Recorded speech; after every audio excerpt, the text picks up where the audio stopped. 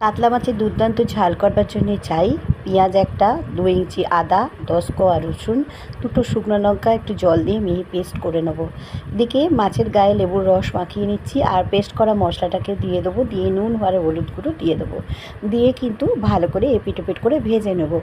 আর একদিকে আমি এঁকে দিয়েছি দইয়ের মধ্যে না হলুদ গুঁড়ো, লঙ্কা গুঁড়ো, নুন, মিষ্টি সমস্ত কিছু দিয়ে আমি একটা মশলা তৈরি করবো। আর একটু বেসন দিয়ে দিলাম। বেসনটা দিয়েই কিন্তু আমি মাছটাকে ভাজবো। এই যে এভাবে যদি করো তোমরা বন্ধুরা, খুব খেতে ভালো হয়। পিকুর রান্নাঘরে এর বড় ভিডিওটাও আছে, তোমরা পারলে চেক করে দেখে নিতে পারো। আর এবারে মশলাটাকে দিয়ে বেশ ভালো করে কষিয়ে দইয়ের সঙ্গে যে মশলাটা আমি বললাম হলুদ গুঁড়ো, লঙ্কা গুঁড়ো, নুন, মিষ্টি সব মিশিয়ে দিয়েছিলাম, সেই মশলাটাকেও দিয়ে একটু জল দিয়ে ভালো করে ফুটিয়ে নেবো। আর ফুটিয়ে নেওয়ার পর আমি এই মাছগুলিকে দিয়ে দিলাম। মাছগুলিকে দিয়ে দেবার পর আমি এর মধ্যে গরম মশলা গুঁড়ো দিয়ে দেখো আমি স্ট্যান্ডিং টাইম করে রেখে তোমাদের কাছে সার্ভ করে